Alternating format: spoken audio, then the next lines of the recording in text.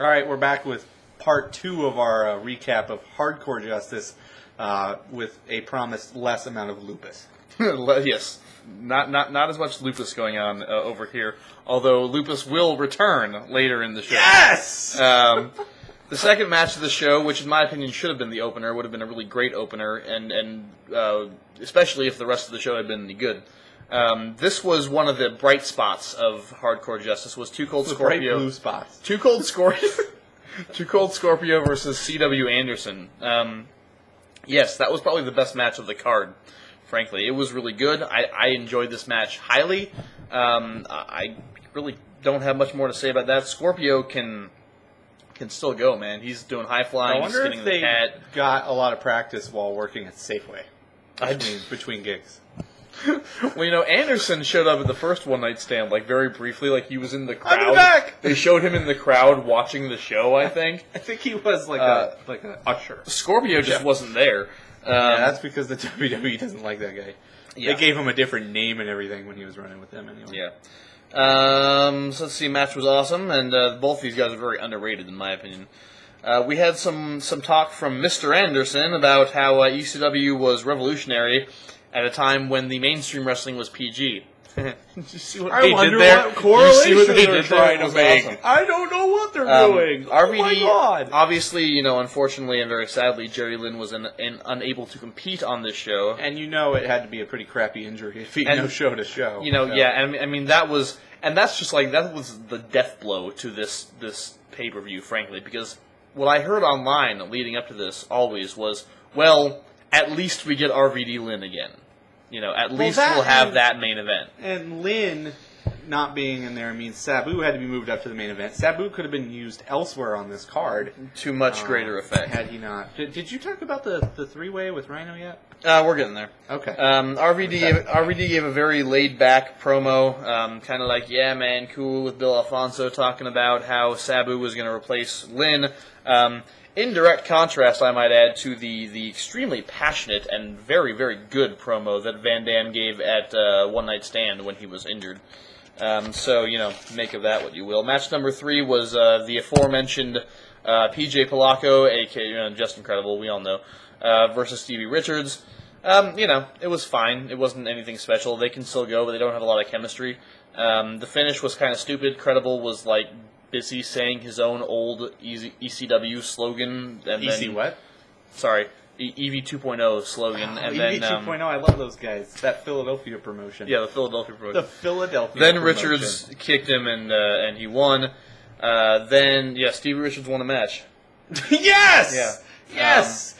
Oh, man, he won a match finally. I think the last time he won was an episode of Velocity where the guy he was facing got injured and fell down, and Richards covered him to cover his tracks. Oh, the BWO was out there with him, and the fans chanted, "We want Meanie." Anyway, Polacco caned Richards after the match, and then the lights went out, and Sandman came out and beat up Polacco with a cane, and that was basically all from Sandman, which was good. Good job, TNA. Don't put him in the ring, please.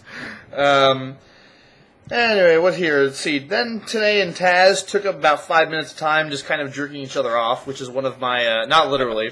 Are you sure about that? Well, Their maybe. Hands are under the desk sometimes. They're just That's right, they are. I really like this show. They're doing love this show. They're doing the TNA thing, which is like, they put something on, and then they're like, look how awesome that was. Wasn't that awesome? No, that was awesome. That was awesome? It was awesome. I'm totally going to watch now. Now, for all you watching at home, if you didn't get it, that was awesome. Hey, turn this on. It was awesome. It was they awesome. told me it was awesome, fantastic. Just much better. I swear much better awesome. than Vince's show. I swear it's going to be awesome. No, it's fantastic. Yeah, anyway. What show? No, don't watch Raw. Yeah. Raw sucks. Watch Impact. It's awesome. Yeah, and if you really want to be taken seriously, you need to stop tooting your own horn for 2 seconds and let the product speak for itself. Because frankly, I could give a shit what you think. You're being paid to talk about how great you are. That's like watching an infomercial. Of course the slap chop is awesome. You told me it was 18 times. They did a tribute to the dead, which was really nothing. It wasn't even a video package. It wasn't even a picture. It was just a still shot of some words that said, thank you to all the people who are no longer with us. No names, no nothing. So there's TNA's respecting the dead for you.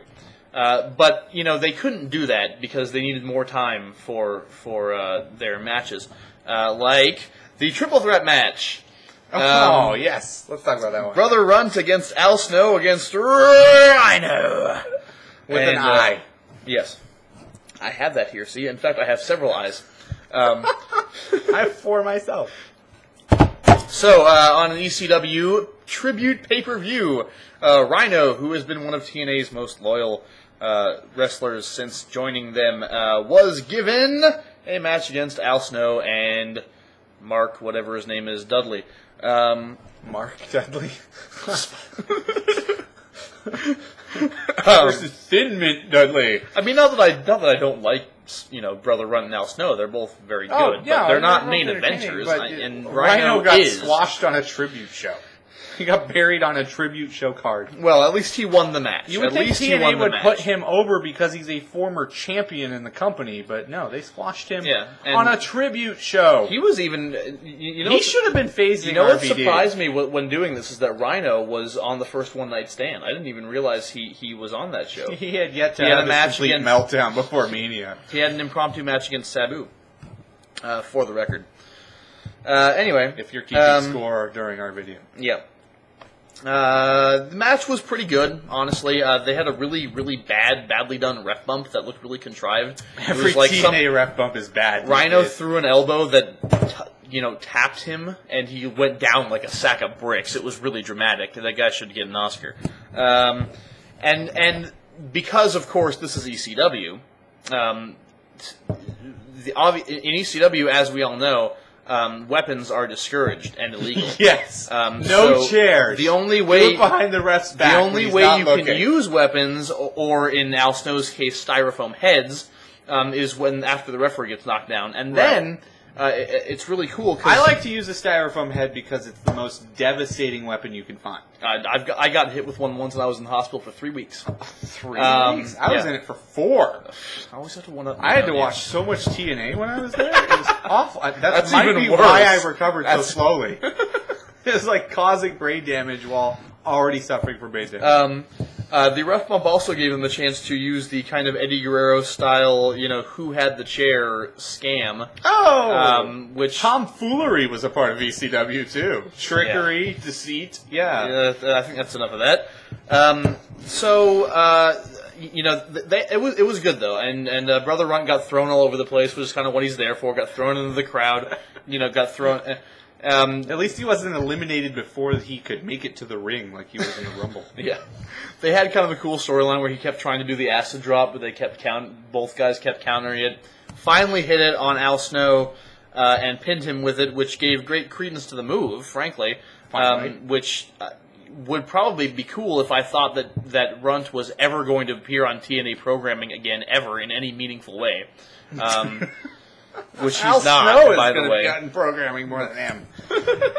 Anyway, and then immediately after Runt eliminates, this is an elimination match, so immediately after Runt eliminates Snow, Rhino gores him for the win, which I thought was kind of dumb, because, shouldn't there have been at least something? I would have liked to see Rhino. Runt have put up a fight? I would have liked to see Rhino taking on Brother Runt in singles competition for a while. I think that would have been... For 28 minutes. I think that would have been entertaining. A slobber knocker. But overall, it was a really good match. Watching Brother Runt wrestle was fun. I always liked him, so, just having him on a show was good. Watching Rhino was good. But, again, why is he so far down the card?